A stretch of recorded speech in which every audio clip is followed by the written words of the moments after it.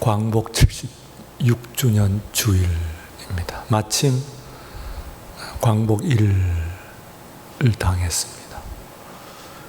대체 공휴일이 있다고 그렇게 이야기도 듣고, 따라서 아마 7월 말 8월 초에 소위 바캉스 시즌 이후에 아마 마지막 남는 연휴 기간 아닌가 그렇게 생각이 됩니다. 한 달 동안 교회가 예배가 온라인 상황으로 통제가 되었다가 5주 만에 이와 같이 열립니다. 교우들 가운데서 예배에 이미 여러분들 앞에서 제가 눈물 흘리는 모습을 제가 뵙고 보면서 저도 가슴이 뭉클합니다. 우리가 늘 드리는 예배가 이런 것이었는가, 이토록 그립고 이토록 감동적인 것인가, 그런 생각을 하게 되면서 이 짧은 기간 가운데서의 예배의 통제도 이렇게 우리들이 감격스러운 것인데, 76년 전에 36년의 무단 침략, 해방이 되었을 때 그때의 심정은 어땠을까, 그런 생각을 해봅니다. 여기 계신 어르신들 가운데서 그때 나신 분들이 많지 않을 것 같고, 계시다고 하더라도 명확하게 기억할 만큼 연령대는 아니실 거라고 생각을 합니다만, 그래도 들은 바는 있습니다. 저희만 하더라도 일제 때에 어떤 일이 있었노라, 어떤 일을 당했노라 하는 이야기들을 어르신들로부터, 자주 집안의 어르신들로부터 당했고, 어떻게 살았노라 하는 이야기를 들었고, 또 역사를 통해서 배웠고, 오늘에 이르렀습니다. 이 해방 76년사는 파란만장한 우리들의 역사였습니다.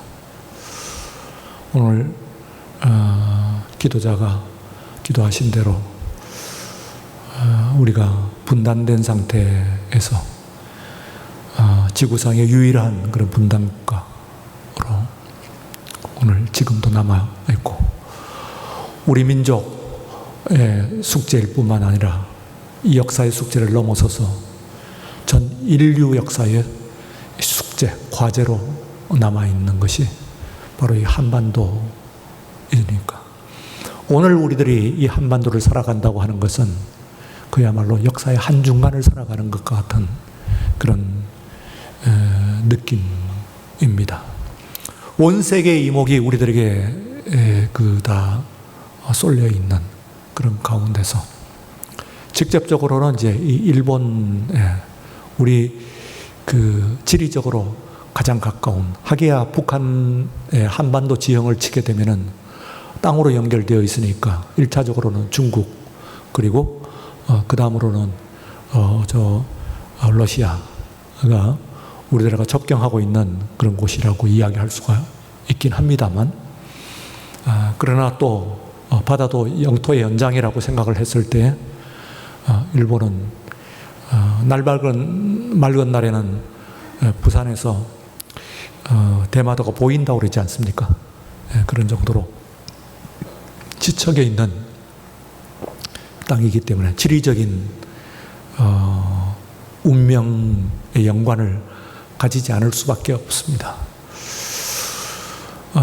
그래서 우리는 고대로부터 오늘에 이르기까지, 최근에 바로 올림픽이 끝났습니다만 여기에 이르기까지 한국과 일본은 뗄래야 뗄 수 없는 그런 관계, 연관을, 지리적인 공간, 우리가 3차원의 세계를 사는 사람인데, 3차원이라고 하는 것은 말하자면 시공간 속에 산다는 얘기죠. 그래서 우리를 규정하고 있는 것이 가장 중요한 것이 시간과 그리고 공간입니다.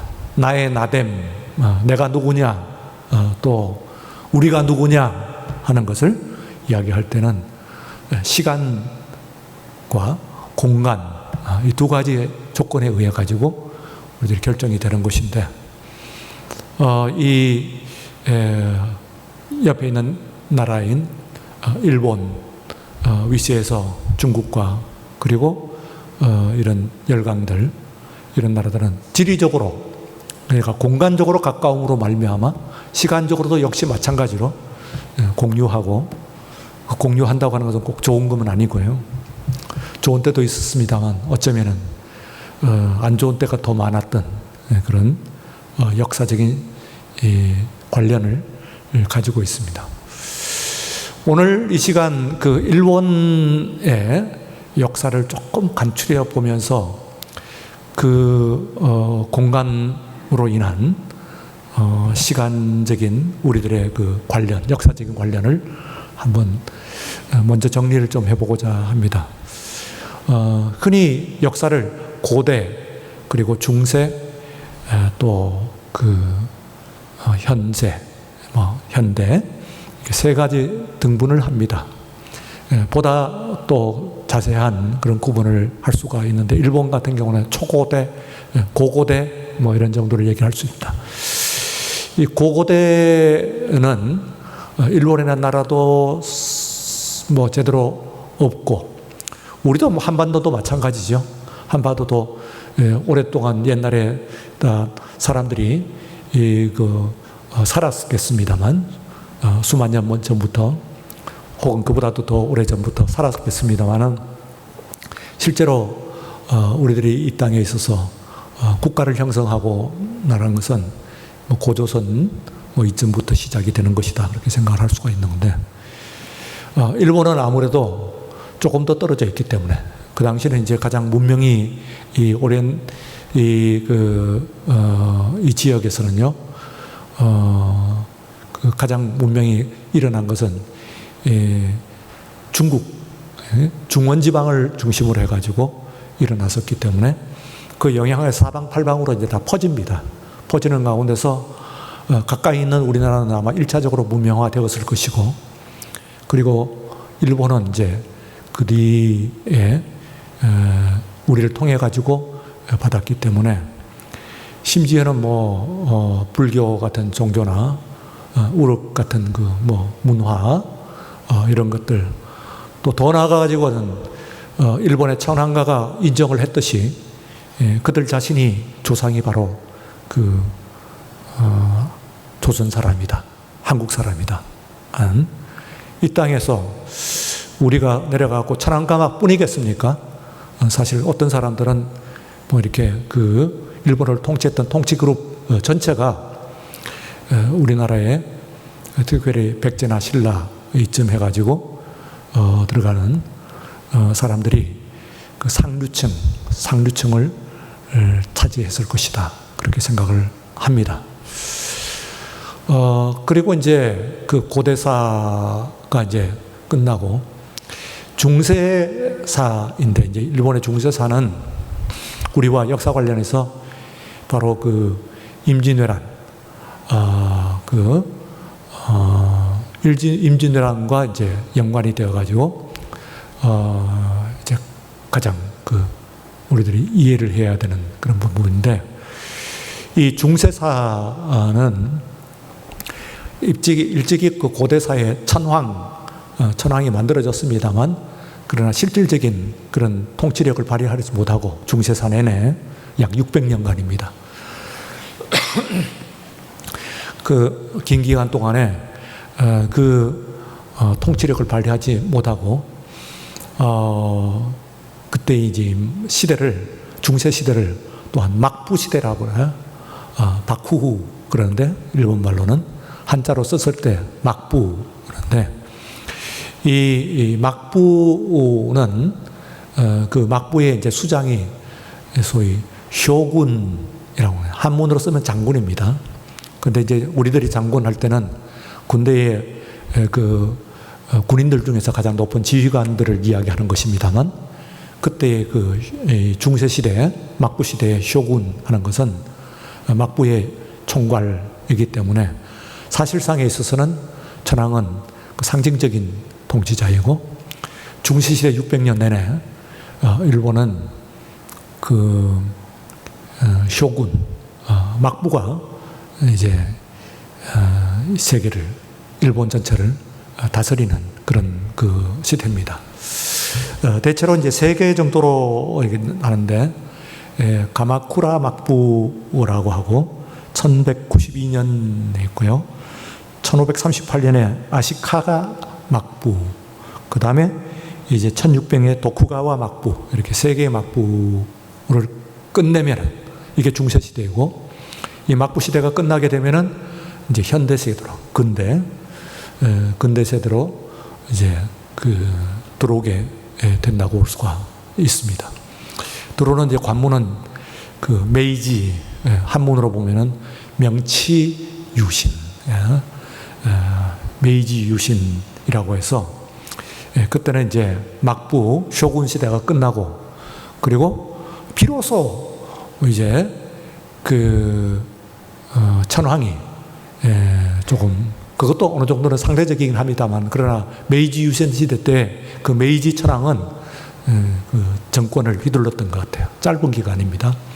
이제 다시 2차 세계대전이 일어났을 때에는 그 사실 뭐 천황이 그 전범이고, 그리고 전쟁을 선포하고, 그리고 마지막 항복선언도 천황이 하고는 있습니다만, 실제로 중세의 그 막부 전통을 그대로 이어가지고 일본의 그 군벌들이 일으킨 전쟁이죠. 그래서 미국이 2차 대전이 끝났을 때 독일은 독일대로 전범 처리를 하고, 그리고 일본은 또 일본대로 전범 처리를 했을 때 사형을 시키지 않았습니다. 천황을. 알고 있는 거죠. 사실상에 있어서 천황이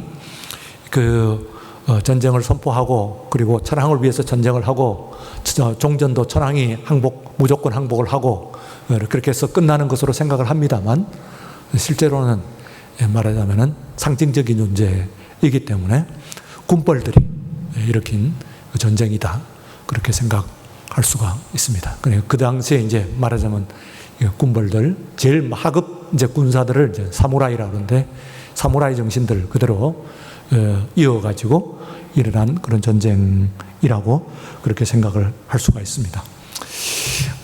우리로서는 이제 1592년부터 98년까지 임진왜란, 임진왜란이라고 하는 것은 임진왜란 그리고 2차 전쟁으로 정유재란까지 합해가지고 이제 임진왜란이고 동상 이야기를 하기는, 그래서 7년간에 걸친 전쟁이기 때문에 7년 전쟁 이렇게 나오는데, 이 전쟁이 바로 이 2차 막부인 아시카가 막부가 허약해지면서, 이제 그 밑에는 이제 그 쇼군 밑에 우리가 보는 것이 그 다이묘라고 하는데, 한문으로 쓰게 되면 대명입니다. 대명.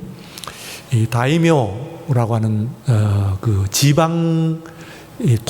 지방의 이제 말하자면 집권자들이죠. 쇼군은 전체 국가의 통치자이고, 그리고 지방의 토호들이 아주 맹성해졌습니다. 어느 정도로 맹성을 해졌냐면은 일본을 실질적으로 이제 놓고 패권을 겨루는 그런 근데 우리 이제 뭐 대명이라고 하는 우리 시대, 우리 연령대에 이제 사내들은, 남자들은 고등학교를 거치면서 대학교를 거치면서 꼭 읽는 2가지 책이 있었어요. 하나가 삼국지였고, 그리고 또 하나가 대명이라고 하는 그 소설입니다. 하나는 중국의 역사였고, 그리고 또 하나는 이제 일본의 역사인데, 이 대명, 다이묘, 여기에 나오는 오다 노부나가, 도요토미 히데요시, 도쿠가와 이에야스, 이 사람들이 다 대명들입니다. 대명들, 다이묘. 결국은 이제 그 걸출한세 영웅이 이어갖고 나오면서 도요토미 히데요시는 대명이지만은 그러나 거의 뭐 천하를 통일을 거의 했는데 실제적으로 그것을 완전 통일한 것은 도쿠가와예요. 그래서 제3차 막부인 도쿠가와 막부가 이제 임진왜란 끝나고 난 다음에 패권을 잡고 세 번째 막부입니다. 근데 이때 임진왜란이 끝나고 난 이후에 그 다음에 이제 우리가 나라가 경술국치 1910년 한일 합방을 당할 때까지 이때까지의 조선의 역사와 그리고 임진왜란이 끝난 이후에 일본의 역사가 길이 상당히 달랐죠. 그게 약 한 400년간입니다. 그 한 400년간의 역사가 완전히 다른 길을 갔어요. 한마디로 말하면 우리는 이제 그 아주 지지멸렬한 4대 사화, 사색당파 하는 사자입니다. 이게 사자. 그래서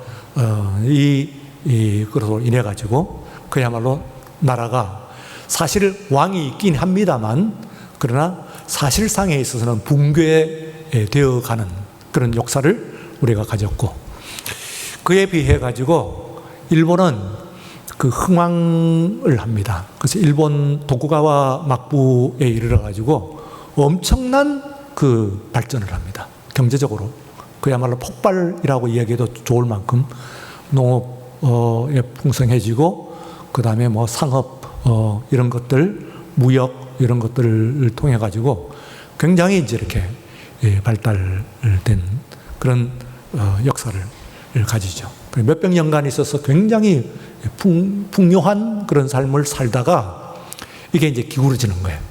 마지막에 기울어지면서 한계에 이르면서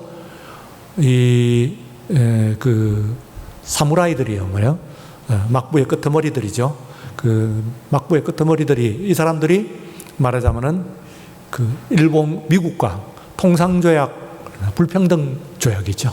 뭐 패턴한 우리가 그 보면은 그 아주 패턴이 비슷해요.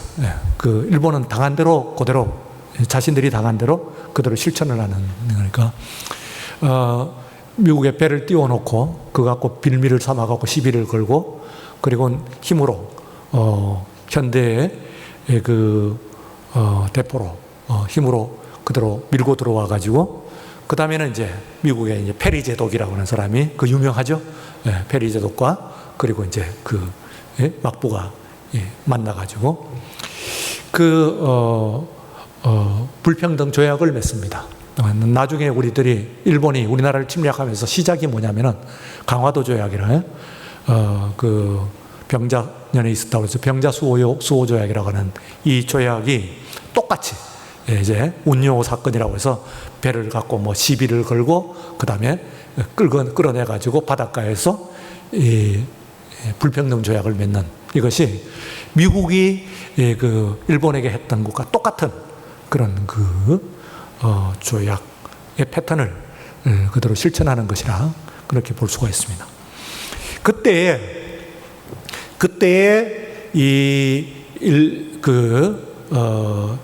조약을 맺었는데요. 실제 그 조약을 뒤에서 이제 그러고 난 다음에는 그 조약으로 인해 가지고 막부가 이제 완전히 무너져요. 반막부 그 운동이 일어나는 거지. 이제는 새로운 시대 한계가 일어나니까 이러면서 이제 천황이 뜨게 되는데 그때에 이제 그야말로 천년 만에 그 실질적인 패권을 잡는 천황이 나옵니다. 그게 이제 말하자면 메이지라고 하는 사람이에요. 이 사람이 하는 아주 특별한 그 결정을 하는데요.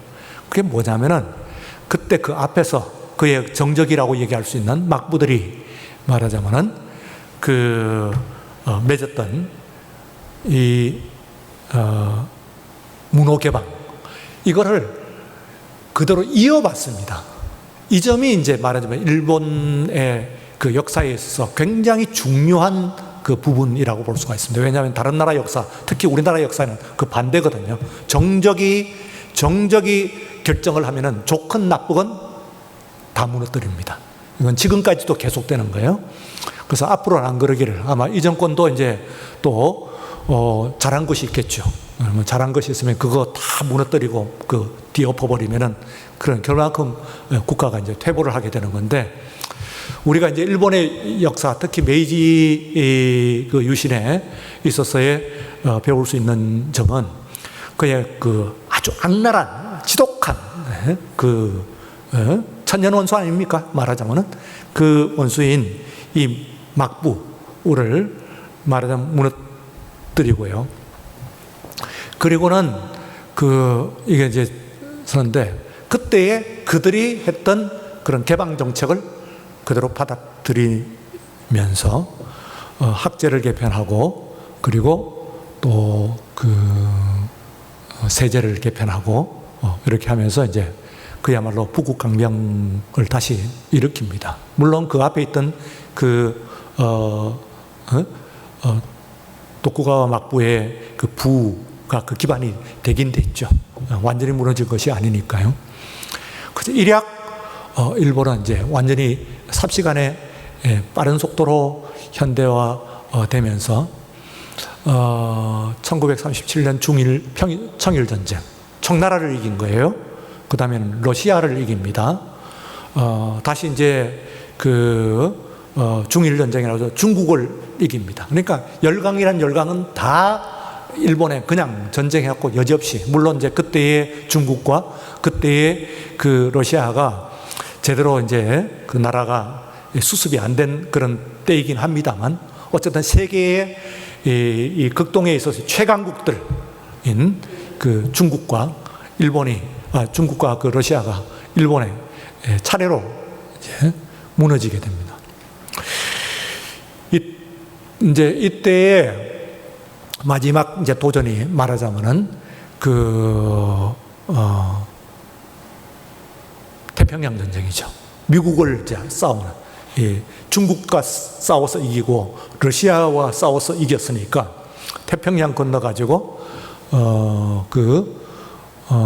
미국을 이제 말하자면 이기겠다 하고 덤벼든 전쟁이 1941년 진주만 폭격으로부터 시작된 소위 태평양 전쟁입니다. 이로써 2차 세계대전에 이제 가담을 하게 되는데요.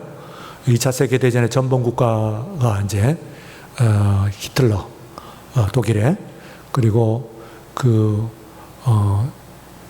이탈리아의 무솔리니, 그리고 이제 일본의 천황입니다만, 사실은 말씀드린 바와 같이 천황은 이제 상징적인 존재이니까 그때만 또 뒤로 물러났어요. 막부들이 득세를 하면서 전쟁을 일으킨 것이 태평양 전쟁입니다. 그 태평양 전쟁이 1941년 일어나고, 그리고 태평양의 패권을 다 잃어버리면서 완전히 무조건 항복을 한 것이 1945년 8월 15일이죠. 이랬어요. 미국의 승리입니다. 말하자면 태평양 전쟁이 미국이 일본에 대한 승리고, 이 앞에서 이미 이탈리아와 독일이 무너졌기 때문에 이 2차 세계 대전의 종전이기도 합니다. 그것이. 근데 이제 인류의 역사 가운데서 최초로, 그리고 지금까지 유일하게 일본의 히로시마와 나가사키 두 곳에 원자폭탄이 떨어지면서 이 전쟁이 끝나게 되는 거죠. 그 전쟁이 이렇게 끝났을 때, 이 전쟁이 끝났을 때에 이제 이 일본과 그리고 미국이 재차 이제 다시 또 조약을 맺게 되면서요.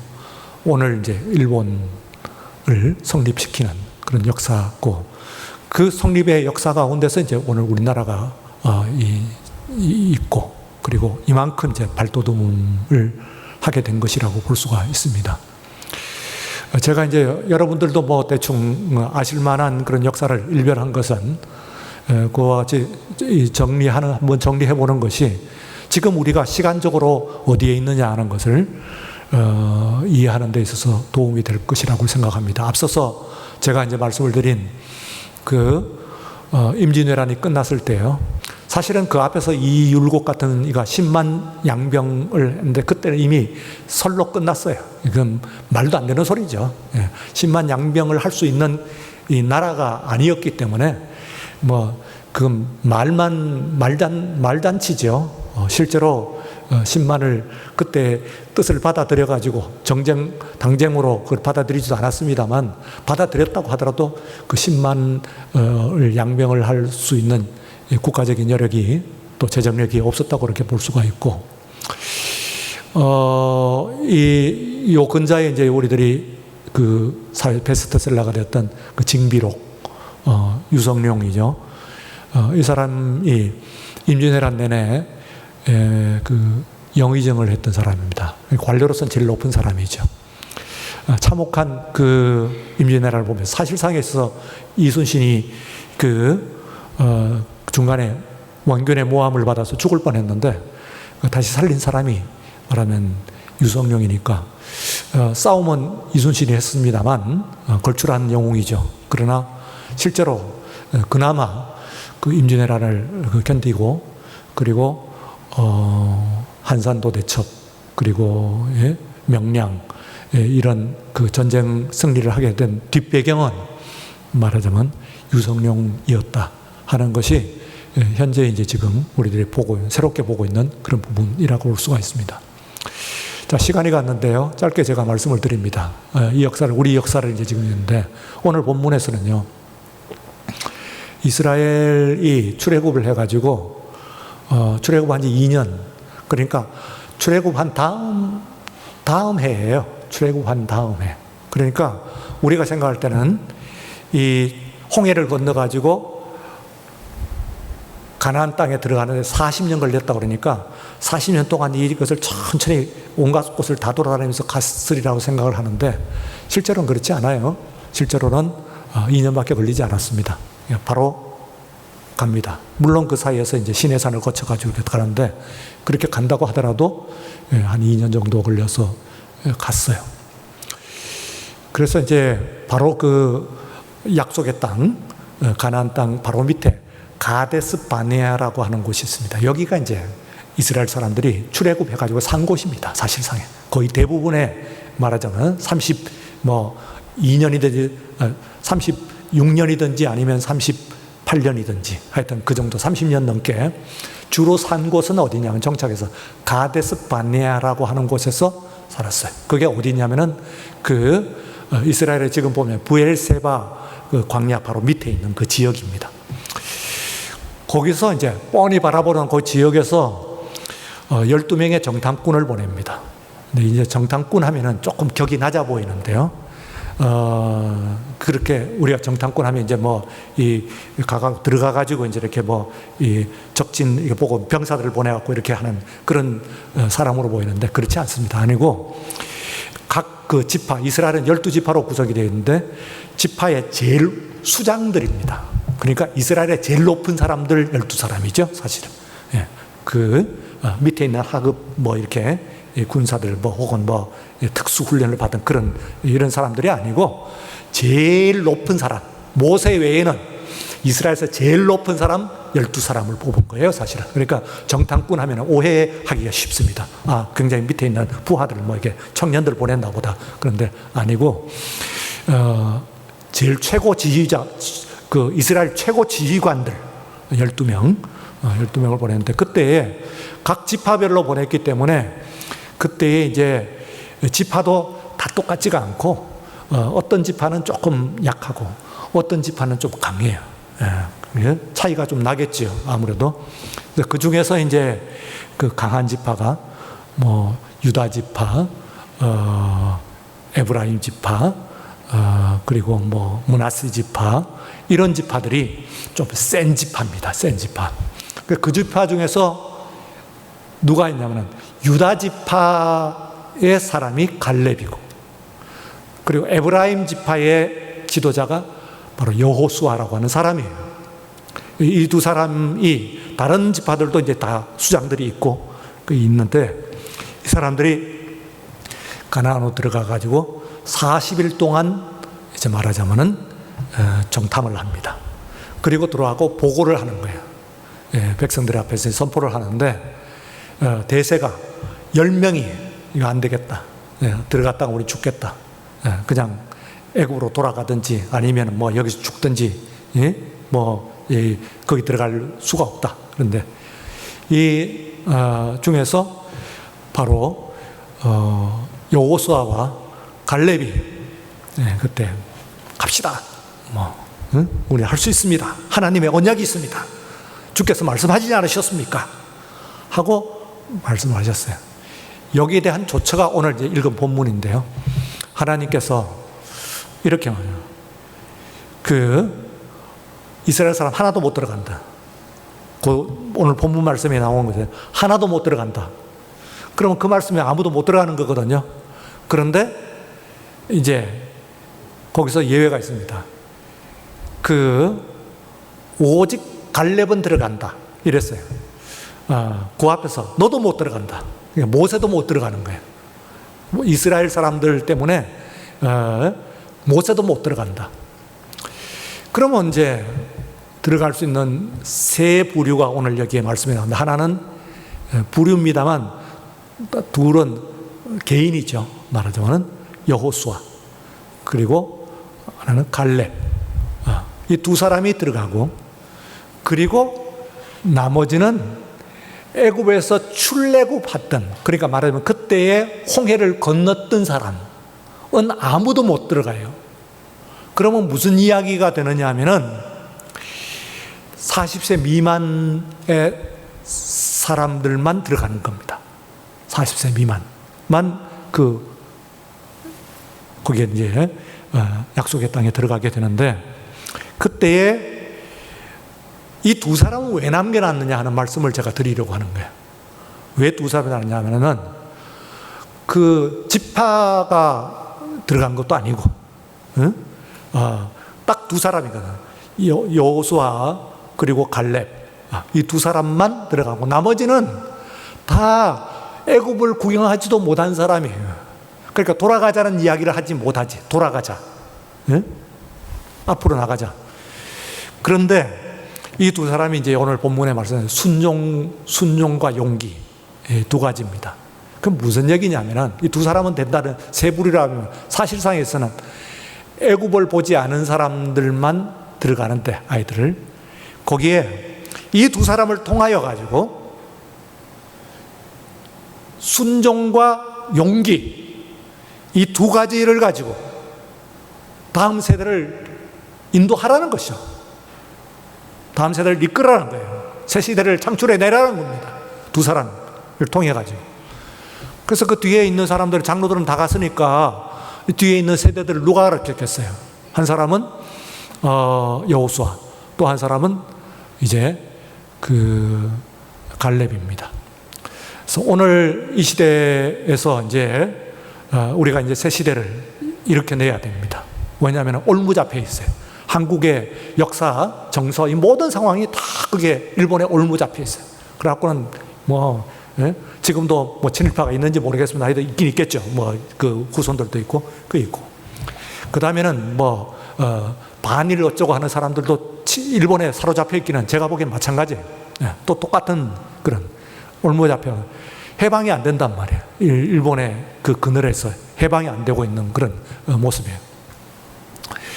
자, 역사는 새롭게 일으켜야 되는데 이게 어떻게 되느냐, 이런 생각을 하게 되는 겁니다.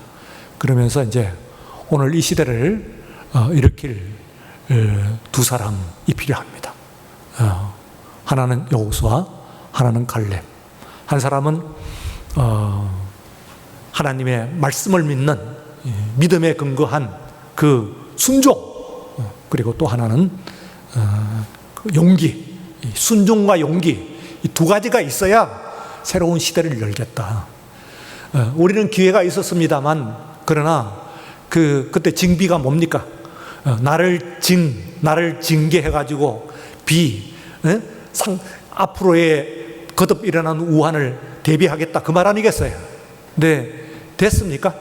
예, 우리가 그때 그 이후에 아무도 거기에 귀를 기울이지 않고 책으로만, 고소로만 남다가 이제 나왔잖아요. 한번 읽을 필요가 있어요. 그리고 오늘 우리 시대 새롭게 우리 어린이들, 우리들의 어린이들입니다. 이걸 한번 이끌 수 있는 그런 그 힘, 용기와 그리고 또한 그 순종의 믿음의 순종이 오늘 이 시간 한국 교회를 통해서, 오늘 우리들을 통해서 나타나기를 주의 이름으로 축원합니다. 기도하겠습니다. 거룩하신 하나님 아버지, 감사합니다. 오늘 우리들 너무나 연약하고 역사에 있어서 외면당했던 이 땅의 역사를 주님께서 빛을 비추어 주시고, 아버지여 그 압제의 그늘을 벗어나게 하시고, 그리고 또한 그 역사, 파란의 역사 가운데서도 이 지구상에 있어서 그야말로 군사강국이요 경제강국으로서 우뚝 설 수 있게 하심을 감사합니다. 오늘 통일을 비롯해서 우리들의 역사의 과제들이 남아 있습니다만, 이제 이것들도 슬기롭게 우리 자녀들에게 정말 떳떳하고 용기 있는 모습으로, 믿음의 모습으로 우리가 보여서 이 민족을, 이 나라를, 그리고 우리의 후손들을 잘 이끌어서 정말 하나님께 축복하시는 나라요, 세상 가운데서 새 이스라엘로 우뚝 서는 나라가 될 수 있도록 축복하여 주옵소서. 감사하고 예수님 이름으로 기도드리옵나이다. 아멘.